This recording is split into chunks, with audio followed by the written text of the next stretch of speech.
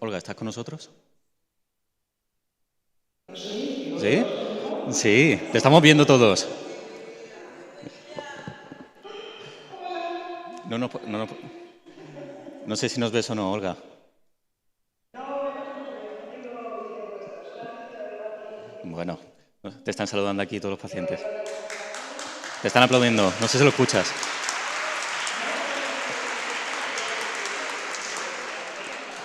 no, no, totalmente.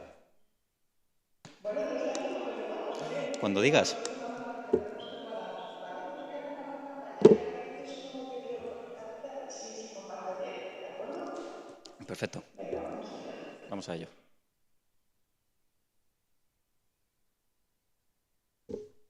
Bueno, ahora yo solamente te voy a ver, dejo de. No pasa nada, hablamos entre tú y yo y ya está, como lo teníamos planificado. Eso es, como lo tenemos planificado. Hemos hecho una sesión un poquito distinta, algo más comunicativo entre Olga y yo. Habría sido lo ideal presencialmente, pero bueno, ya está. Lo vamos a adaptar como se pueda. Pues lo vamos a hacer antes como Muy quieras. bien. Antes de nada, agradeceros sobre todo a Felupus y a Luja por darme la oportunidad de participar aquí en esta charla. Eh, Antes de nada, pues Olga. Yo también quiero dar las gracias a Silvia. Silvia, muchísimas gracias por invitarme y muchas gracias a Pilar por proponerme. Me hace muchísima ilusión estar aquí con vosotros entre tanta gente estupenda. Y también muchísimas gracias a Francisco, que no sé si Francisco, que también hemos tenido espacio cuando hablamos sobre las cuestiones que hay reproductivas. Muchas gracias. Bueno, antes de nada, yo me llamo Luis Sarabia, soy reumatólogo aquí del Hospital de Jaén. Y Olga, si nos puedes comentar un poco, ya que estamos aquí por el lupus, cuando hablamos del lupus, ¿de qué hablamos exactamente? Pues yo creo que estamos todos de acuerdo, ¿no? En que cuando estamos hablando de lupus nos estamos refiriendo a una enfermedad autoinmune que se produce porque el sistema inmunológico pues, nos ataca a nosotros mismos. Entra en ataque por un reloj y ataca tejidos y órganos del cuerpo, produciendo inflamación y daño. Pero es que el lupus tiene infinidad de síntomas, te diría, Luis. Es que el lupus tiene tantos síntomas como personas lo padecen, tantas caras como personas Ya veo, ya lo veo. padecen. Y los síntomas realmente rara vez son específicos del lupus eritematoso sistémico. Se solapan muchas veces con otras enfermedades. Los síntomas son comunes en otras enfermedades y eso pues muchas veces genera dificultades en el diagnóstico, ¿no? Como llamar a esta persona que tenemos en la diapositiva, ¿vale? Entonces, pues antes de continuar con nuestra exposición, a mí sí que me gustaría acabar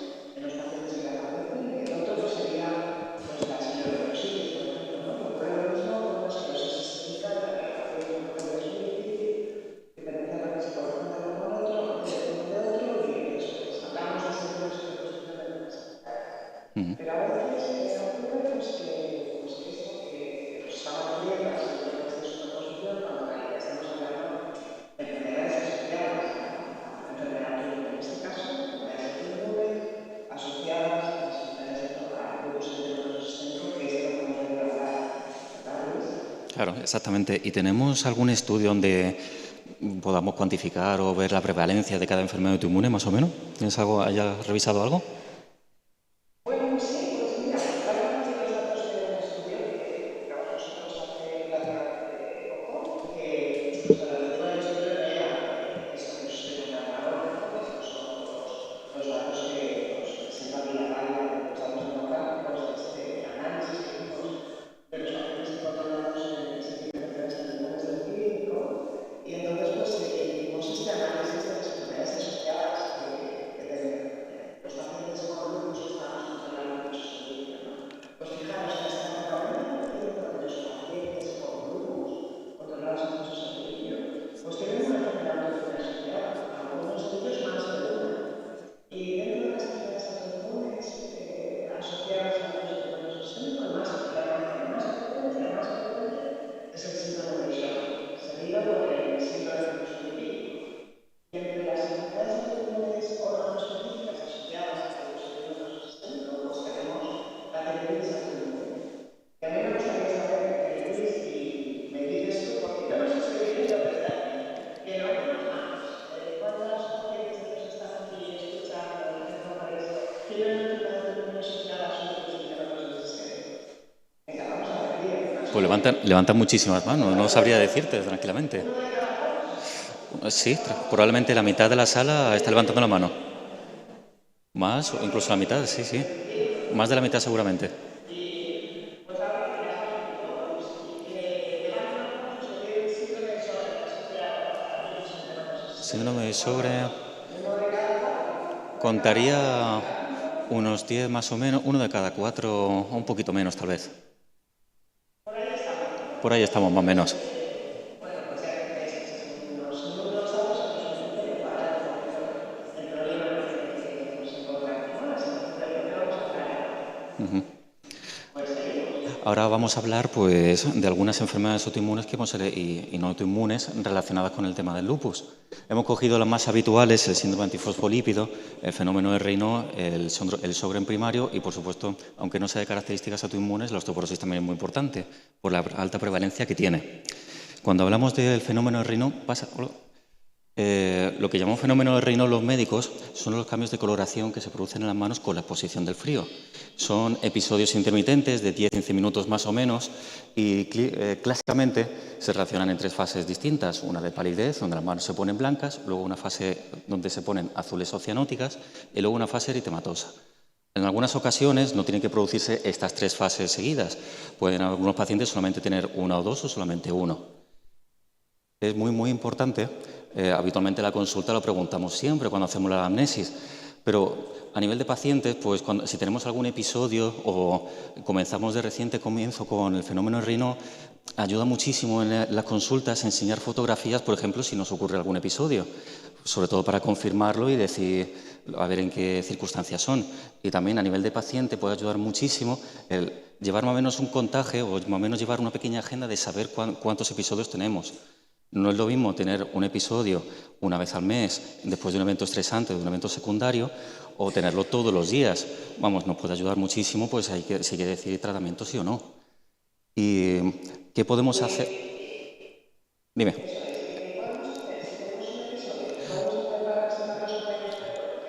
Para empezar, que no cunda el pánico, simplemente relajarse, saber qué puede ocurrir durante la evolución de la enfermedad. Y crucial, lo dirán todos los médicos que vean, no fumar. No fumar, y eso tendría que salir más grande en la diapositiva, es crucial. Y, por supuesto, si no fumáis, no empezar. Eso de entrada.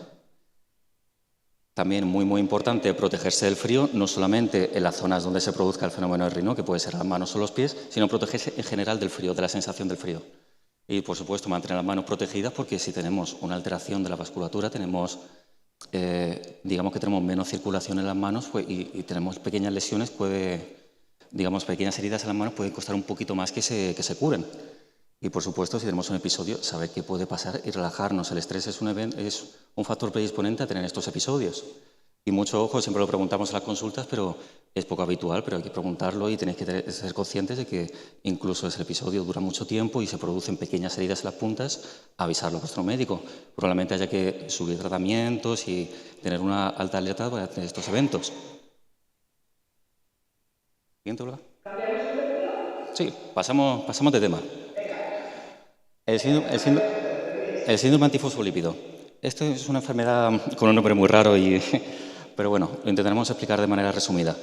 Esta enfermedad, digamos que se forman anticuerpos que facilitan el que se formen trombos en los vasos arteriales o venosos. O además, o a veces asociado, pueden producir eventos obstétricos. ¿Qué decimos por eso? Sobre todo abortos en el primer trimestre o complicaciones durante el embarazo. ¿Cómo de frecuente es esto en los pacientes con lupus? Es bastante habitual tener los anticuerpos positivos a los anticuerpos que va a hablar ahora la compañera Olga Araujo, pero la clínica de síndrome antifosfolípido se presenta solamente en 1 de cada 10 más o menos y hay que tener una alerta en caso de que ocurra. ¿Y qué anticuerpos habitualmente? ¿Qué anticuerpos? Exactamente, ¿qué anticuerpos son estos los que habitualmente estudiamos en las analíticas y vemos? Olga, cuéntanos un poquillo.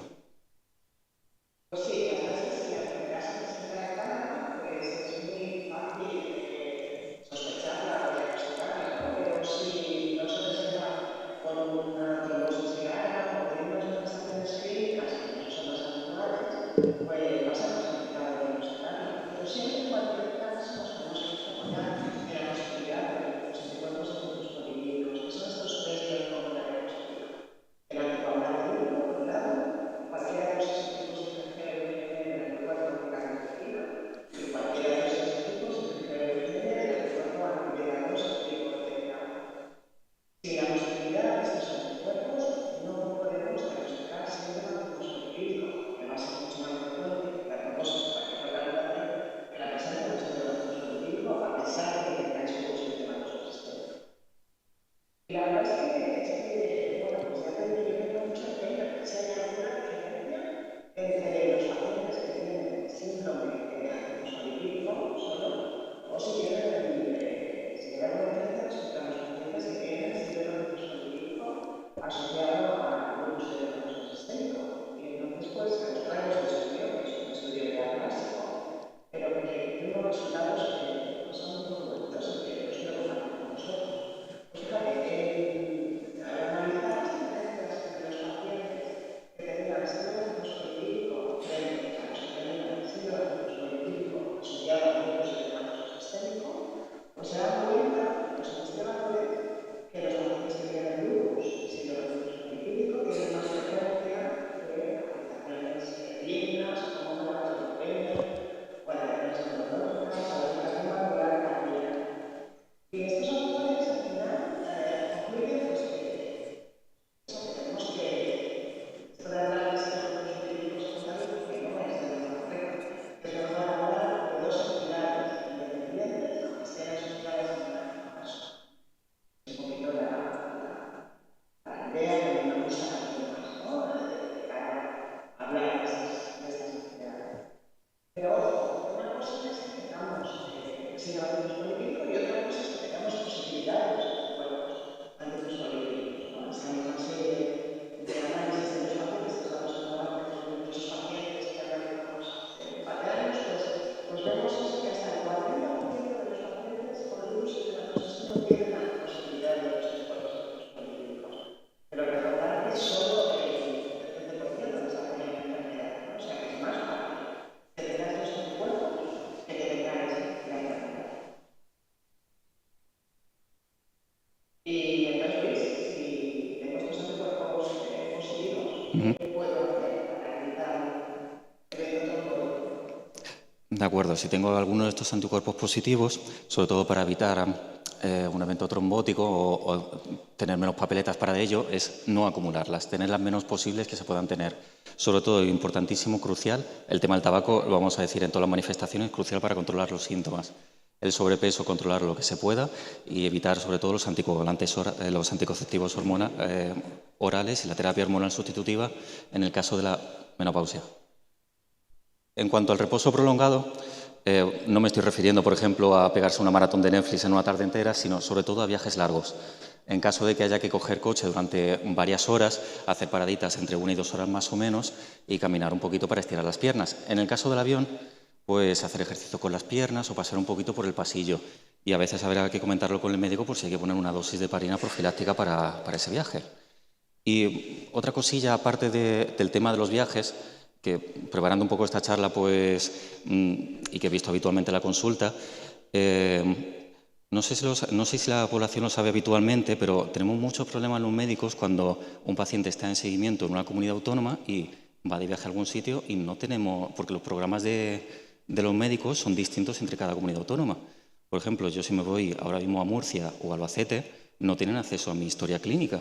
Entonces, yo si tengo algún evento, alguna historia, y tengo que ir a urgencias por lo que sea, allí no tienen la información que se tiene aquí en Andalucía. Por eso, a nivel de paciente, es muy, muy recomendable, y se lo digo a muchos enfermos míos que ven consulta, el tener una copia del informe, de los últimos informes, de lo que se tiene, la manifestación que ha habido, las medicaciones que se toma, y es un pequeño truquillo en caso de hacer un viaje. Y ya, para de sobresaliente, si hacéis algún viaje al extranjero, pues llevarlo traducido, por si acaso. Cambiamos de tercio. Pues lógicamente, felicitación, Luis, esta paciente nos quedamos 6 minutos de conexión y te voy a dar la razón. Vamos a darle un poquito de cañita así. Mira, tenemos que dar potencial a esto. Me voy a quedar aquí un poco. De Bueno, acuerdo. yo creo que está muy De bien. acuerdo. Vamos a hablar rápidamente de lo que es el síndrome de Sjögren. Lo que llamamos síndrome de Sjögren es inflamación de las glándulas habitualmente endocrinas. Lo más habitual es que produzca síntomas de sequedad de ojos y de boca. Esa inflamación de las glándulas se relaciona con muchas enfermedades autoinmunes también. Y también mucho ojo porque también puede producir sequedad de piel, que se nos puede pasar a preguntar habitualmente, o producir sequedad vaginal también. Olga. ¿Se ha quedado? ¿Olga?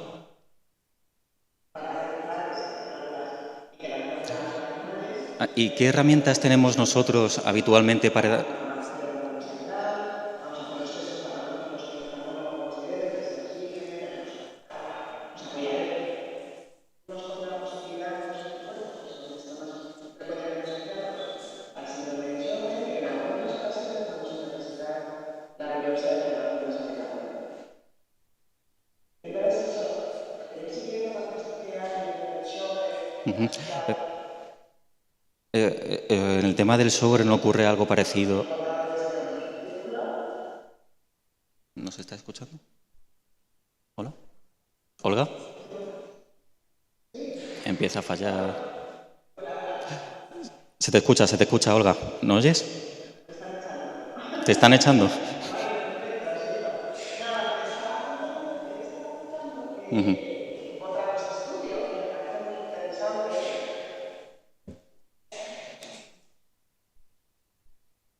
Porque entonces, pues, bueno, esas son las...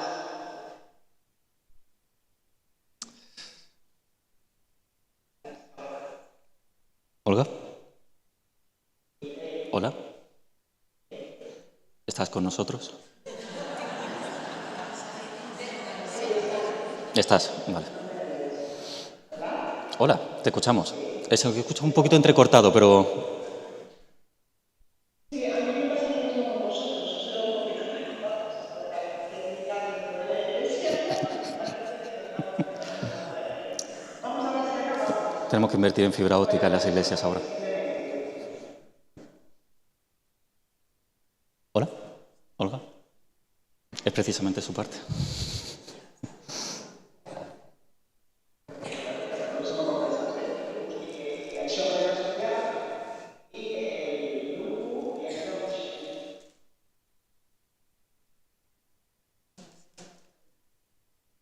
Se va, se viene...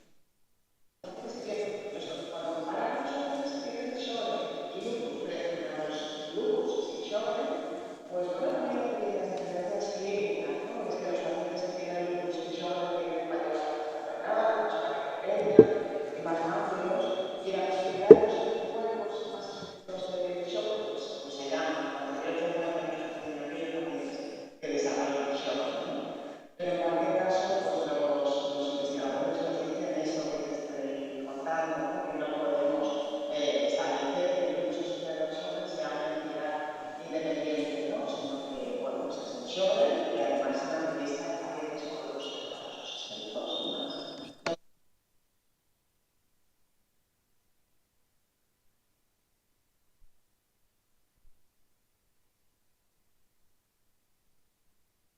Olga, ¿hola?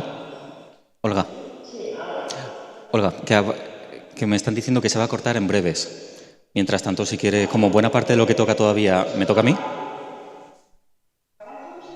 Perfecto. Vale, que me dicen que... Y acabas tu intervención y hablas de las de- bondades de utilizar tecnología de atención y de osteoporosis. Primero explícalo a nosotros y luego, más tarde,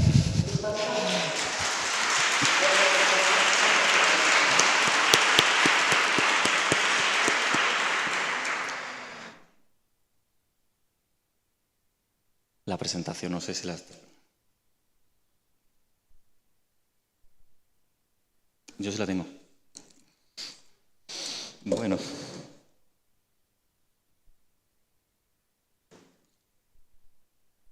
Eh,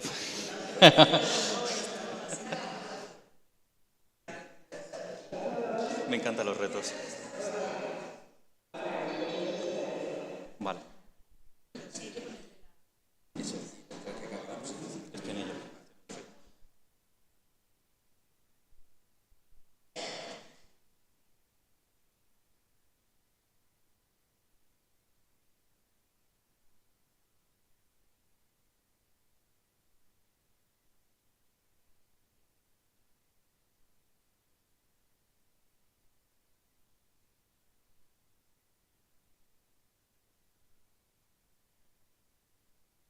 Perfecto. ¿Listo? Muy bien. Bueno, después de ese pequeño descansillo, voy a hablar un poquito del tema del tratamiento, pequeñas gestiones que podemos hacer para controlar los síntomas de sequedad. Sobre todo, he incidido en esta diapositiva en el tema de la sequedad de ojos. Las lágrimas artificiales, si se tienen que usar, son pequeñas recomendaciones simplemente. Si se usan con frecuencia, es preferible que no tengan que tengan lo menos conservantes que se puedan, porque algunos pacientes me decís que os producen un poquito de picor cuando se pone de manera muy habitual.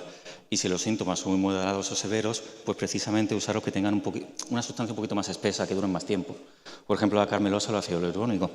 También hay algunas guías que recomiendan el consumo de omega 3 porque hacen que la lágrima sea un poquito más espesa.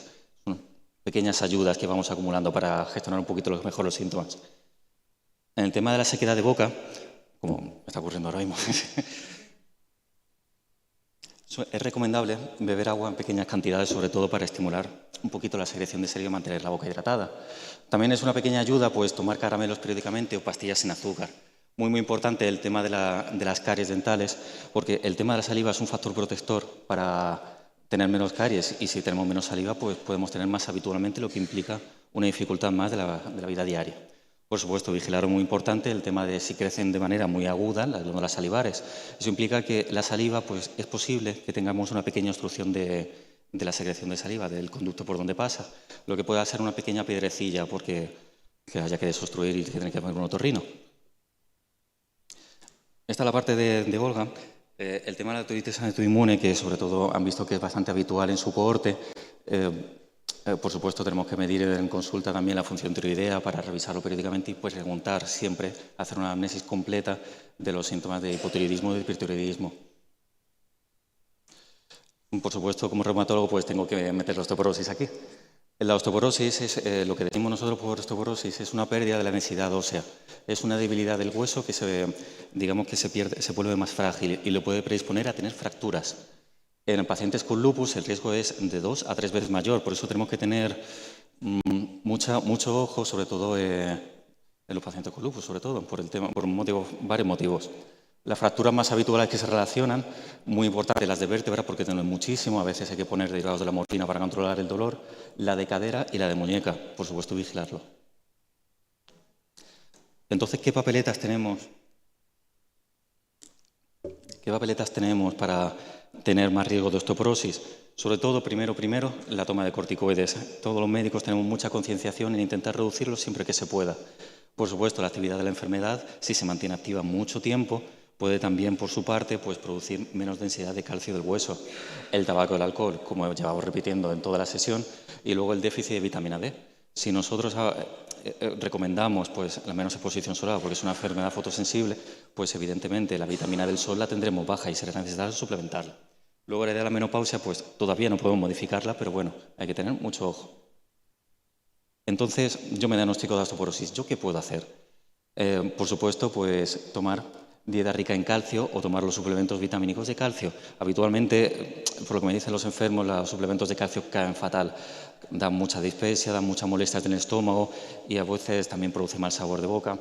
Si se puede, pues también tomar dieta rica en calcio. Habitualmente en consulta siempre tenemos un pequeño manuscrito donde podemos dar recomendaciones de alimentos que tengan las cantidades necesarias al día. Luego la suplementación y la ingesta de vitamina D, crucial. Y, por supuesto, el ejercicio físico. Podemos crear un ambiente muy favorable para que el hueso se fortalezca, pero si no lo estimulamos, si no lo movemos, pues es muy complicado que ese hueso coma y se fortalezca. Así que crucial el ejercicio físico. Y ya lo dirán los compañeros en las próximas sesiones. Y, por supuesto, aunque lo preguntamos habitualmente, lo decís vosotros en consulta, acudir al médico si hemos tenido una fractura ante un mínimo golpe o al cargar un peso muy ligero. Muy, muy importante por si hay que hacer más pruebas o poner tratamiento. Y como recomendaciones para llevar a casa, hasta el 40% de los pacientes con lupus tiene, incluso más por lo que hemos visto aquí levantando las manos, tienen alguna enfermedad autoinmune o otra enfermedad asociada. La más frecuente es el síndrome de Sjögren, según los estudios que tenemos, y muchas veces tenemos que hacer un tratamiento dirigido dependiendo de qué síntoma o qué enfermedad sea más prevalente. Por supuesto, pues lo que le ha dicho Olga, pues tener los anticuerpos antifosfolípidos positivos no significa tener el síndrome antifosfolípido, y mucho ojo con la osteoporosis, que muchas veces se nos puede escapar, pero es crucial tenerla siempre en mente. Y, por supuesto, no lo mismo dos amigos viejos que dos viejos amigos.